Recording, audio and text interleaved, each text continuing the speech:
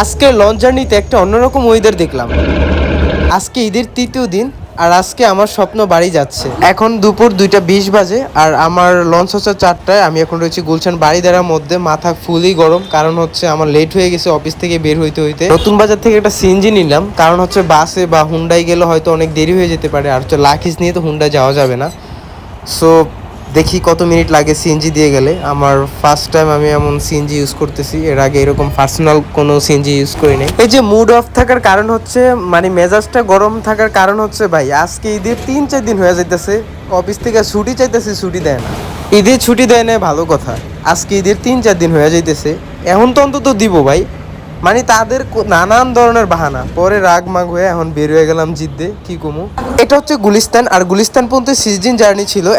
এখন আবার রিক্সা নিতে হবে। সো ফাইনালি আমি রিক্সায় করে চলে আসলাম ঢাকা সদরঘাট। এটা হচ্ছে সদরঘাট। এই যে আমি এখন ভিআইপি টার্মিনালে রয়েছি। ঘাটে এসে দেখি লঞ্চ নাই। ও মাই গড, মাথা তো আরও ফুল নষ্ট। সময় বাজে হচ্ছে বরাবর 3টা।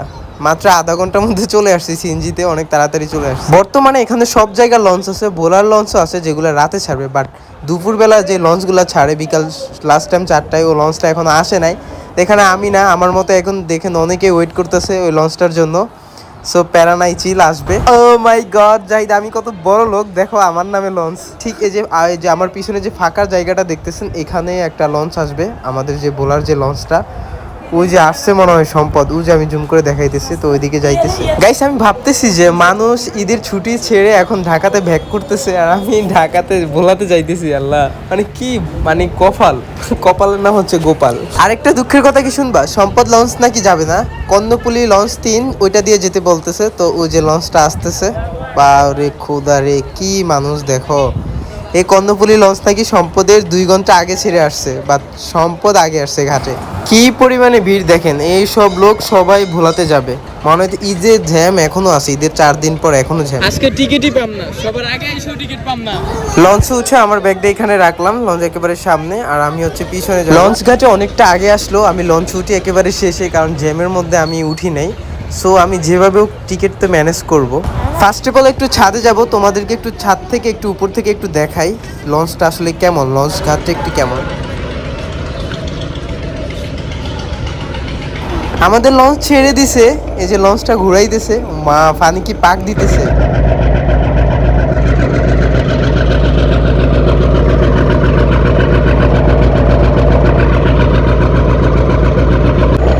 আমার কাছে একটা ম্যাজিক আছে, দাঁড়াও তোমাদেরকে একটু ম্যাজিকটা একটু দেখাই, দেখছো?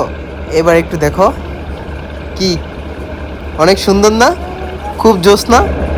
ওয়াও, সেই কিন্তু। আবার এই পাশে দেখো গাইস, স্বপ্ন আমার বাড়ি যাইতেছে। আবারও বলতেছি, স্বপ্ন আমার বাড়ি যাইতেছে, স্বপ্ন আমার বাড়ি যাইতেছে। দেখছো আমাদের লঞ্চে এসি আছে, আর আমি এখন একটা ঘুম দিব, ঘুম দিয়ে একেবারে সন্ধ্যাবেলায় উঠবো। বাইরে কি যেন একটা দেখা যাইতেছে, সো আমি যাইতেছি। ও মাই গড, কি বিউটিফুল, ওয়াসাম গাইস, মানে এমন সুন্দর দৃশ্য। আপনি পানিটা ঢেউয়ের সাথে দেখেন, আকাশের রংটা কি সুন্দর, আর এই পাশটা একটু দেখেন, এই পাশের অবস্থা কি। এভরিওয়ান, আমি এখন ইলিশা ঘাটে চলে আসছি, এই যে টার্মিনাল ইলিশা ঘাটে। সো আমি এখন নামবো, সিএনজিতে উঠে পড়লাম ডিরেক্ট ভোলা সদরে। হাই, আমি এখন শুয়ে ভিডিও এডিট করতেছি, আর তোমাদের সাথে দেখা হবে নতুন আরেকটা ব্লগে। ওকে, আল্লাহ হাফেজ, টাটা।